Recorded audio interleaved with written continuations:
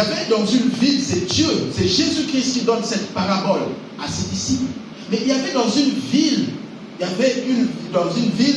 un juge qui ne craignait pas Dieu, un juge qui était corrompu, un juge qui n'avait d'égard à personne, un juge qui ne respectait personne. Et dans cette même ville, il y avait aussi une veuve. Vous savez, à l'époque, quand tu es veuve, tu es une personne vulnérable, tu es une personne fragile, tu dois être protégé. La veuve, c'est la personne qu'on protégeait. Donc la veuve, c'était synonyme d'être fragile, d'être vraiment faible, si vous voulez. Elle n'a pas de protection. La veuve n'a pas de protection. C'est pour cela que vous remarquerez même dans le monde commun, une veuve plutôt doit mériter l'attention. Une veuve doit être entourée. C'est ça, on protège les veuves. Et dans cette même ville, là où il y avait le juge qui ne craignait pas Dieu, et dans cette même ville, il y avait cette veuve-là aussi qui était là. Mais son mari était mort, ses enfants étaient morts. Il n'y avait personne pour le soutenir. Il n'y avait personne pour l'amener à manger. Il n'y avait personne. Mais cette veuve avait osé. Cette veuve a osé de porter plainte. Alléluia. Dans cette vie, d'apporter un dossier à la plaidoirie, de dire que non, mon mari a été tué. Je veux savoir lesquels qui ont tué mon mari. Alléluia. Amen. Mais il y avait 95% de chances, de malchance que cette femme ne gagne pas le procès. Alléluia. Le juge était déjà corrompu. Le juge était corrompu. Donc, quel que soit le procès qui devait arriver, quelle que soit la plaidoirie, la plainte que cette veuve devait amener vers ce juge, personne ne pouvait donner gain de cause. Ah bah, je ne peux pas surveiller. Alléluia. En même temps. Alléluia. Personne ne pouvait donner gain de cause ou raison à cette dame.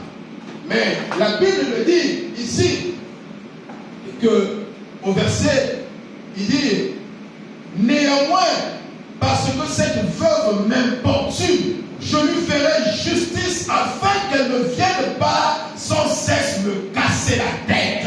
Alléluia. Qu'est-ce qui fait ça?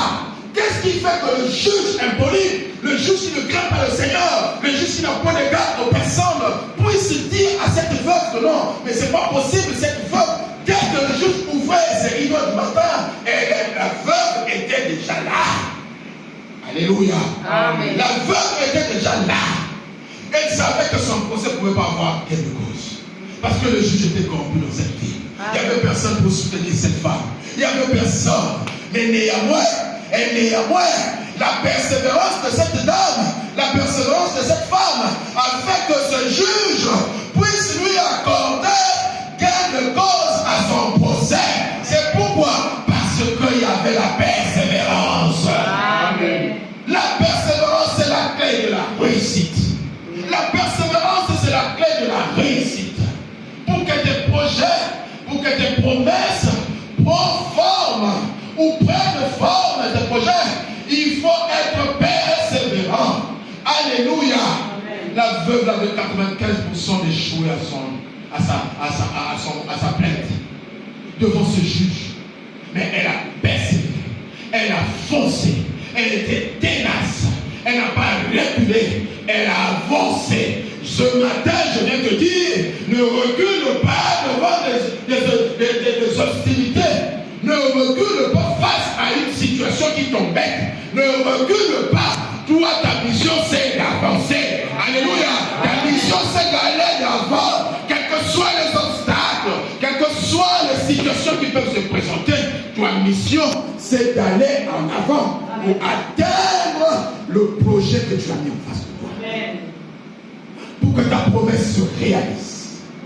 Tu as des choses à faire. Il y a la part de Dieu, la part de l'homme. Il y a la part de Dieu, il y a la part de l'homme. Dieu ne fait pas seulement tout. Dieu ouvre les portes, mais toi aussi, tu as une action à faire.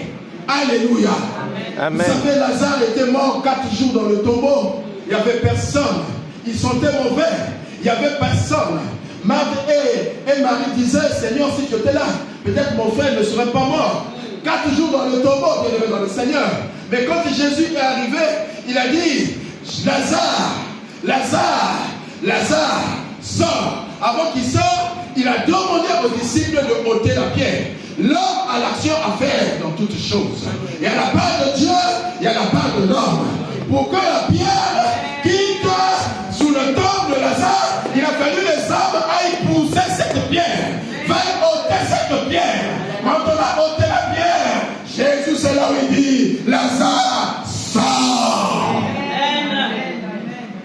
dit, Lazare sorti.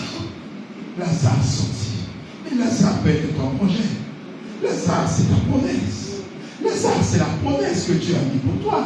Alléluia. Amen. Dans l'accomplissement de ta promesse, tu as une action à faire, bien-aimé dans le Seigneur.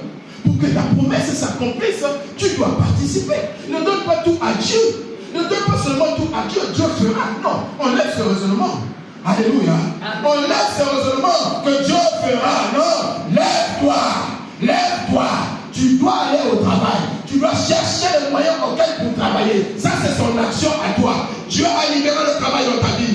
Dieu a libéré le travail dans ta vie. Dieu a libéré le travail dans la vie de tes enfants. Alléluia. Mais tu n'arrives pas à travailler. Pourquoi? Le travail, Dieu a déjà donné.